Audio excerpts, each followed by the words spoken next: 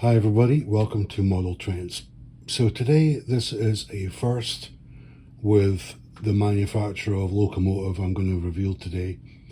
I kind of vowed in my head that I would never buy from this particular manufacturer because of quality control things and review things that I had seen in the past, but I had felt that recently with some of the recent reviews I'd seen that it was now time that it was fairly safe in my mind to give it a try. So here is the big reveal. It's a Heljan Class 25. And I got this on special, sub £100. The retail price of this particular one is £209, would you believe? So I got quite a substantial discount on this. Let's have a look at the part code at the end of the box.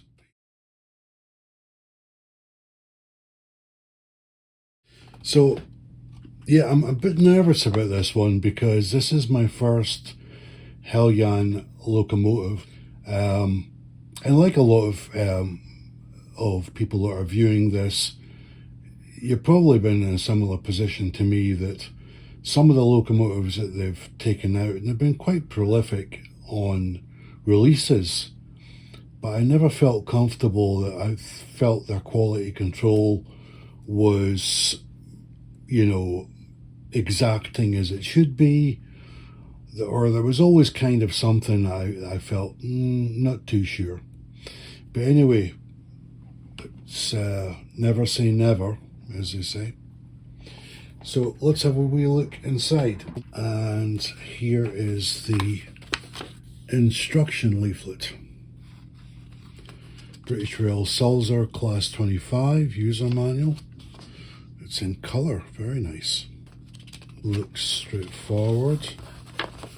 Exploded diagram of parts. Lighting functions. That's something I am interested in with the lighting functions. Okay, minimum radius is radius 2.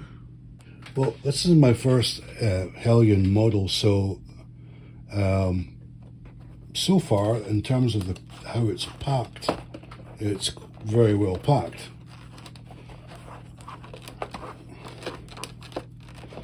And it is difficult to get out, believe me.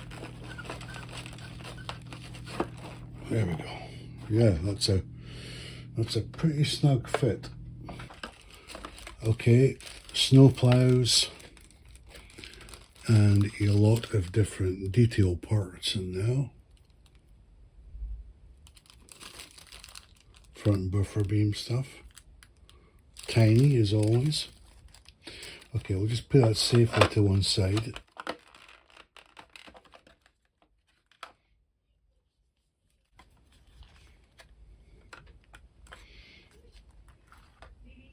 Wow. Very nice. There's some more detail parts. What are these? Well, it's so small, I do not know what that is, but we will find out in due course. And here she is. Class 25, running number 25095. They had I'm just looking at all the details to check everything is where it should be. And in terms of the wiring and representation of wiring and possibly hydraulic pipes, it looks very detailed. I'm quite surprised, actually. I was thinking more on the sort of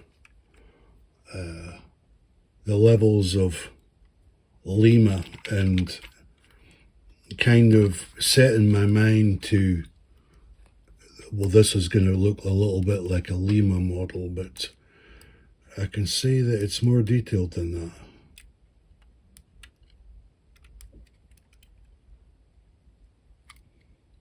It's certainly got a substantial weight to it. I did read prior to me making this purchase that it was over 400 grams, and we will give it a weigh in later. I think it's just slightly less than the Daypol Class 73.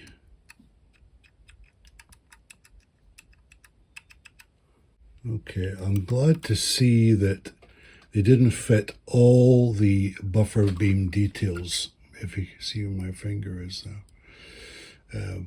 We have about 3 or 4 hydraulic or air pipe type, and they have cleared a section where the NEM coupler would fit in there, because some of the reviews I had seen of other 25s that Heljan had done, the entire front buffer beam and rear buffer beam was completely crowded out with buffer beam details. Now, I know there is spares inside the box if I need to remove some of these and then fit them back in later, but the NEM socket looks clear enough.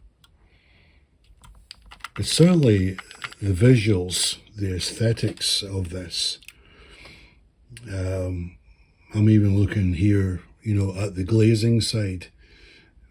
Everything looks very, very good. I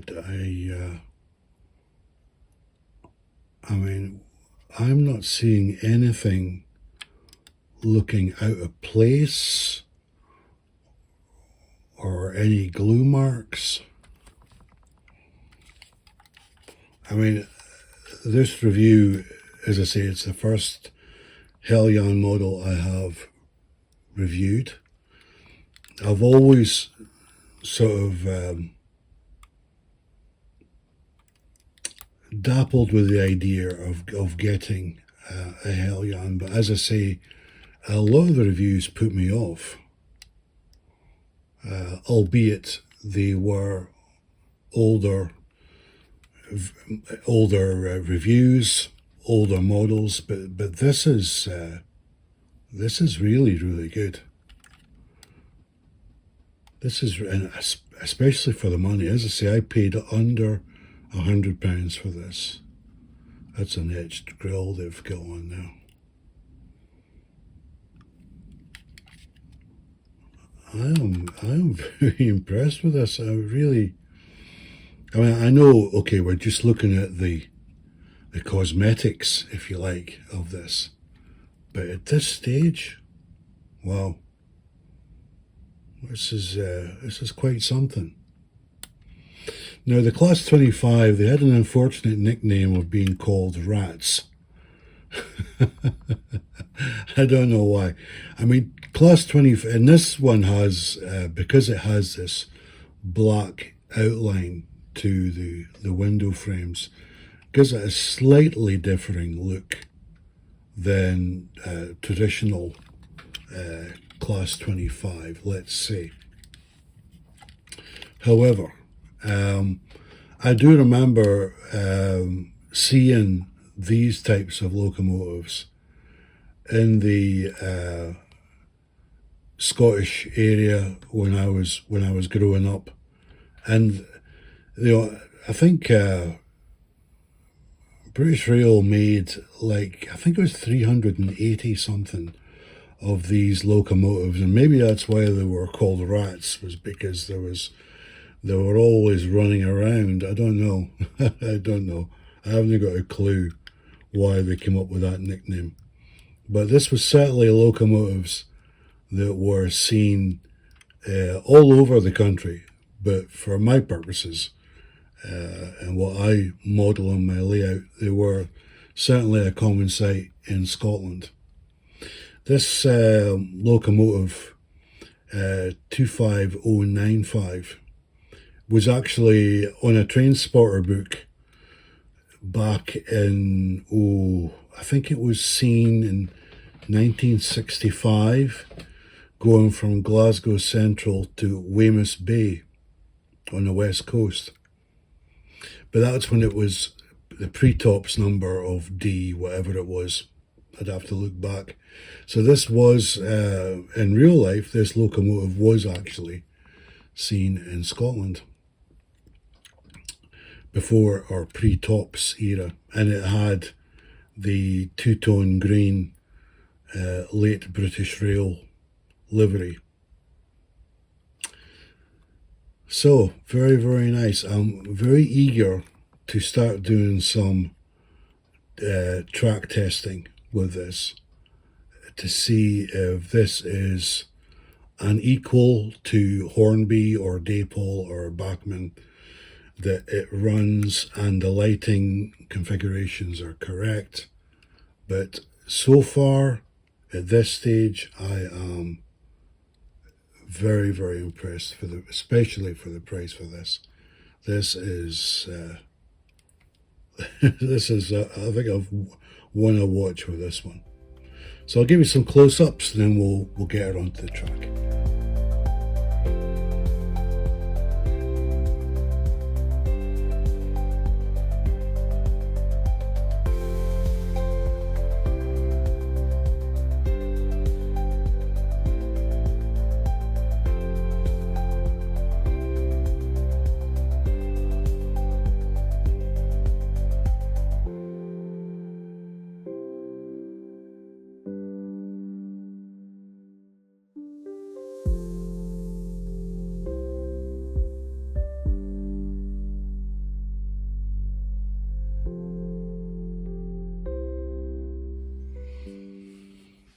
Okay, so we've got the Class 25 on the track now, and just transferring it over here. I'm really glad I went with the black window surround. It just makes it just that little bit kind of unusual. But okay, so now's the real important part about how well does this run. So I've got her in half power. So let's apply power and see how she goes.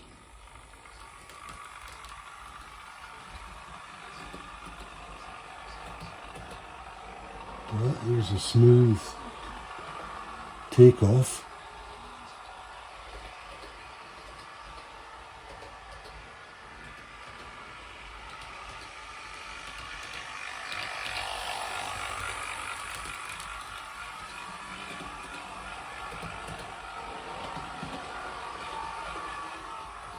Everything looks fine at this stage. The engine note has a slightly different motor sound. Slightly different sort of motor sound to other locomotives that I own, which I find intriguing.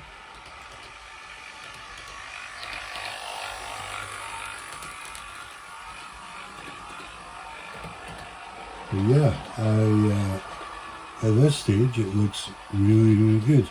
Now I do notice that the cab lights are on in the direction of travel, which isn't really, I don't believe that's prototypical, but because I'm running it in DC only right now, that's how she is configured. But I'm pretty sure on DCC that lighting function, you would be able to switch off the cab lights.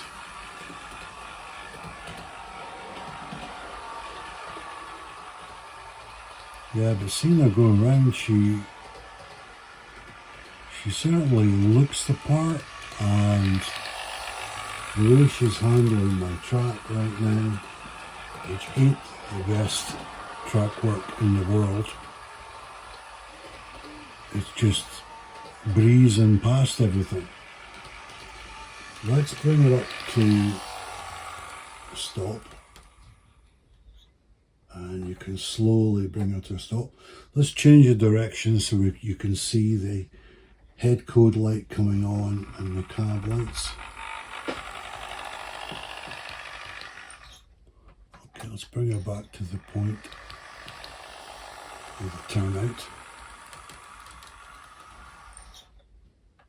So I'm just going to run her over the points. I'm just going to mark the point area here so it's obvious for you to see. And just see how she runs over the points. Yeah, no issues whatsoever.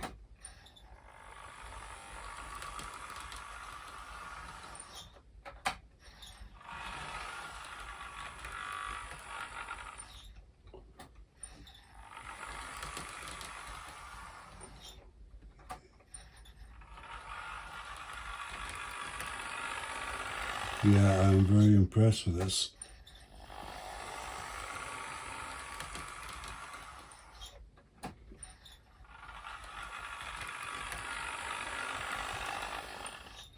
Now I guess on the head code lights or the headboard at the top, you can put numbers on here, I'm guessing. I'll have to read the instruction manual how you would do that. I mean, I can run it as is, but I may decide to put numbers on it later. Okay, so let's try it on the crawl. It's just the back end is still on the point, but I don't think that'll be a matter at all because it's navigated the point very easily. So let me we're on the right speed, so let's just slowly turn her up and see if she can do a crawl. Yep, she can. Well, that is... I mean, you can see the headboard is flickering, but that is, for a locomotive straight out of the box, that is a really good crawl. My goodness. We'll just slowly turn it up a bit further. She's still crawling.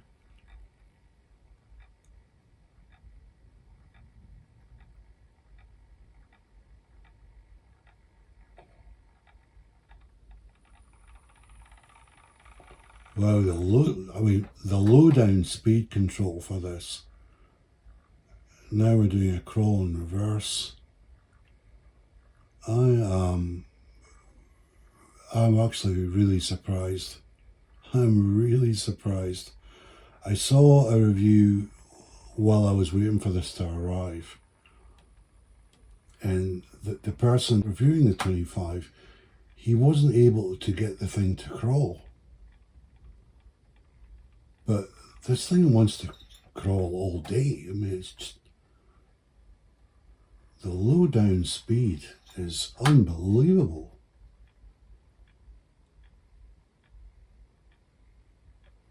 I mean, maybe that comes down to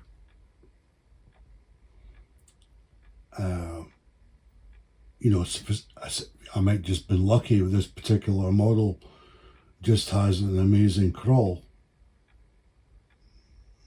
But I wasn't expecting that. I actually thought that this Class 25 wouldn't be able to perform a crawl, much like some of the Hornby Railroad models that, you know, you've got, when it gets to about 5% in your controller, it almost takes off a little bit.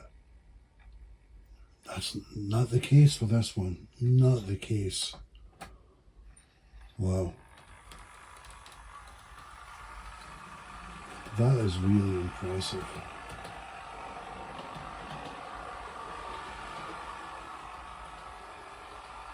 Okay, I'm going to clear some of the track. Okay, so this is a bit of torture test tracking to see if she can navigate through 2 points at different speeds. So going from the outside track to the inside track.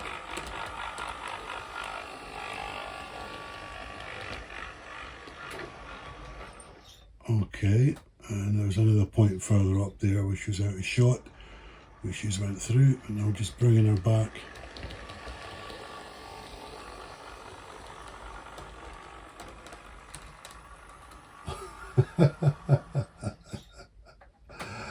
Oh, the joy of model railway. That's just fantastic. A little bit slower this time.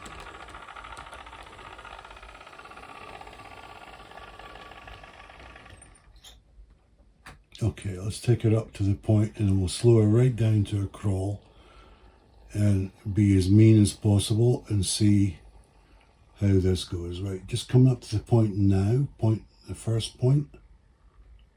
And she's went into a crawl, so I'm just going to have to modulate the speed a little bit.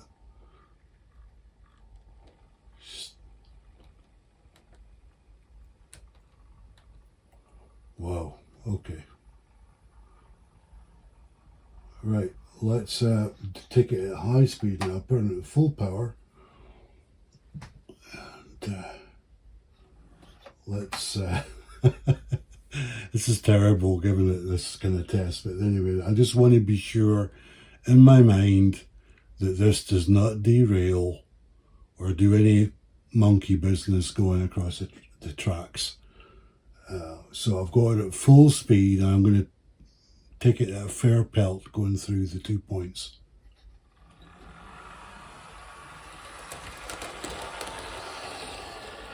Alright, well even at high power she doesn't go fast. Let's wind it up on the way back. Okay, try it a little bit faster now.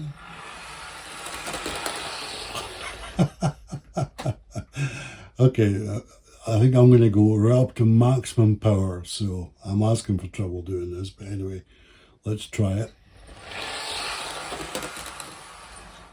Well, I am really impressed with that. Well done, Heljan. Good job. Wow, let's hook it up with some freight. Okay, so we've got the Greco-Roman weight test, as I've decided to call it. 2 Roman pillars, track, do the tare function and add a locomotive, and it's a bit less than I was expecting. 355.38. So yeah, I thought you'd be heavier than that, but what's the most important thing is performance and detail, and she's passed all those tests, but it was nice to check the weight anyhow. Okay, right, so I actually went and did the weight test there, so yeah, 355. I was a bit surprised with that. I thought by other reviews I'd seen it was about 416. So yeah, I don't know what's going on there. Maybe my scales are out. Although I did check that wasn't the case. So I'm fairly sure my scales are not out. But it's no big deal. 355 is still a pretty decent weight for a Class 25 double O gauge model, in my opinion. Right, so I have now hooked her up, and I'll do a crawl and I'll tell you what wagons we have. So we have I'll use a marker. This is a Daypol Del Monte wagon, which is factory weathered. Next up is a Daypol LMS wagon, again factory weathered. Third one in the lineup is the crawl is so slow, we're not getting enough to speed up a little bit. There we go, back to the crawl.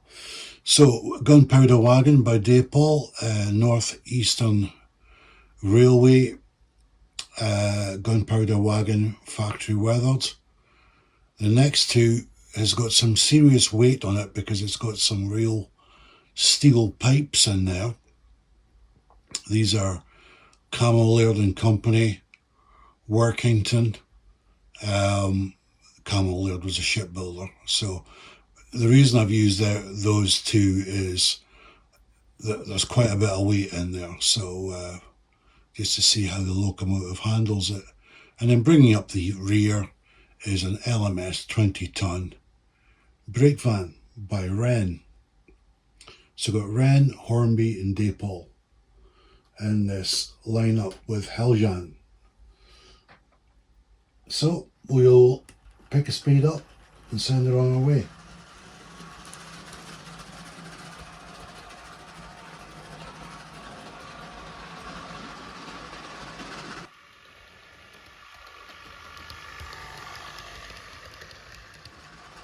One of the wagons sounds a little bit rickety, so I'll need to have a look at that.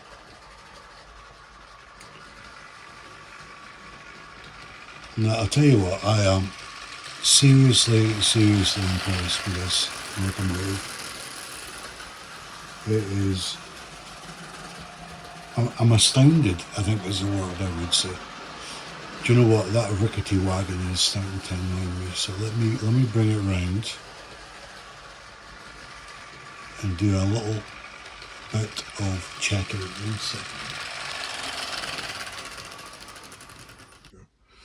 Let's have a quick investigation.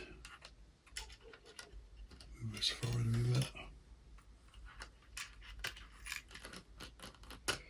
I think it's this one.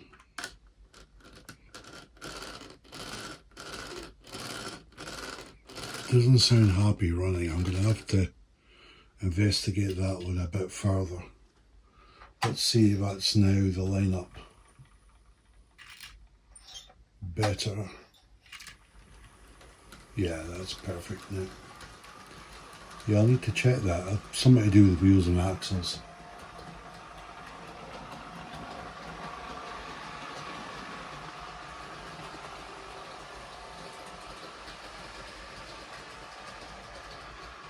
Yeah, do you know what? I mentioned this earlier, that, you know, how impressed I am with this Heljan diesel.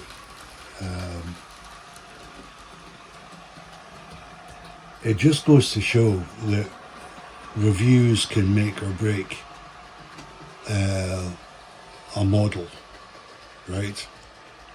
No, I'm not trying to say that in terms of, you know, my review. I just like to think that my reviews are consistent and honest and truthful. And I try and be consistent regardless of the brand. And this is not a paid promotion, this is a personal purchase, which I'm really truly amazed by how good this is. Especially on the low down speeds, the crawls and stuff. I did not think it would be able to do that. I was very, because I've even, as I said, I've watched reviews recently of other 25s, and the ones that I'd seen, the locomotive could not do a crawl at that speed. So, you know, and I don't have the most expensive controller in the world. You could say it's a little bit dated, maybe.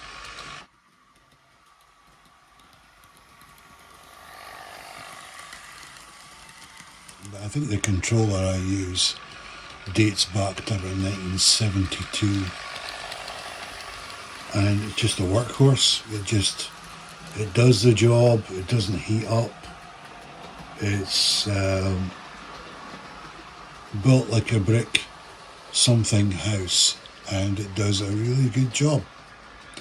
So if I can get a locomotive to crawl with that controller on dirty track and crawl over various sections of points, then I don't know how else I can test it, you know. Um, there was only one thing I can say that I had a little bit of misgivings about, but I think maybe it was operator error, maybe. It's when I went to fit the NEM coupling. Uh, you know, when you've got hands like Pat Jennings, it's not the easiest thing in the world to fit NEM couplings into the pocket. But I got it fitted, and it just didn't look right. It was actually what I would say, it looked like a drooping coupling. Now I don't know if that was the coupling, but so I removed it and I just modified it a little bit. I just bent the coupling upwards a little bit and then refitted it, and it's fine. So I don't know if that was my mistake when I was fitting it, or I don't know. But it's just a little side note there. And, you know, I'm not going to mark it down for that because, like I say, that may have been me when I was fitting the coupling. But if it wasn't me, then it's an easy fix because you just bend the plastic coupling vertically to suit, and you're away. Other things to note, I do have DCC now, but I haven't actually set it up yet. I've been building a greenhouse, a model greenhouse for the last week, stage at a time because I'm using UPVA glue and it takes time.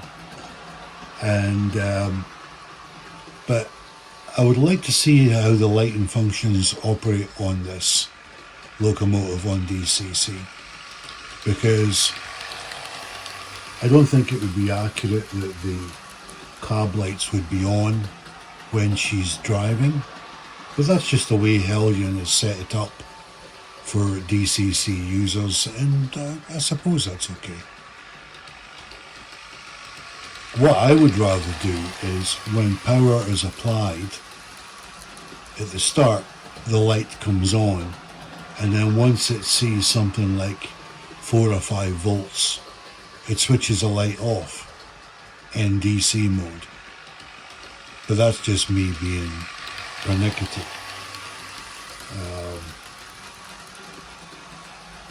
But the quality of the lighting, I'm really super happy with. Whether it's the rear red lights that come on, or whether it's the head code boxes that come on, it's really, really good.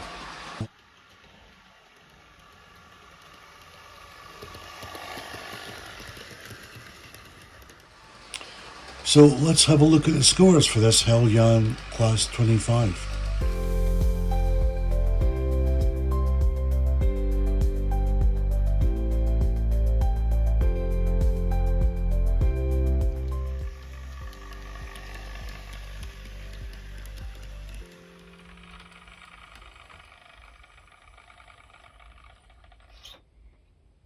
Okay, so 25 out of 25. Even with the coupling being slightly lower than I would have liked, it's quite easy to bend that into the correct position. But aside from that, there's no, I was going to say it's flawless, but that's a really big term.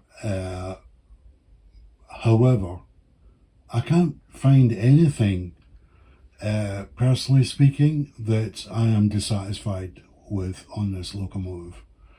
It runs well, it goes through the point work well, the lighting is very good, the detail is very good on this, the handrails are correctly positioned, the printing, the colour of blue is well done, the British Rail double arrows is perfectly done, The cab detail is very good. The glazing is very good. Sprung buffers are very good.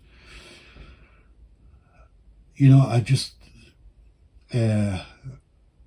this is a cracking model, and you know, I did talk about the price of this. Its retail or recommended retail price is £209, and that's a lot of money for a locomotive.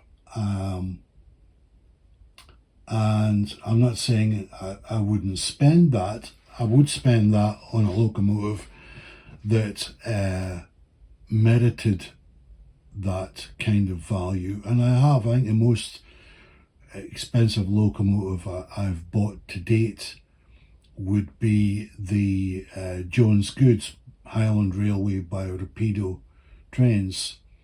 I think it was just under, actually.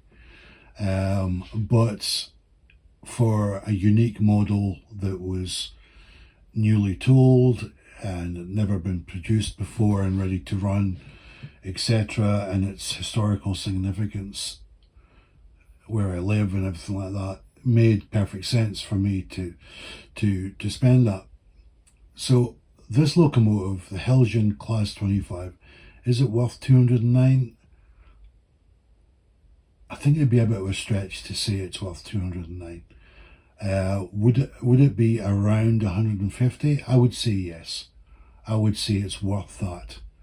You know, if you have bought one of these or this particular model and you paid around 150, then I think that's, you know, it's okay. It's a good enough deal, I suppose.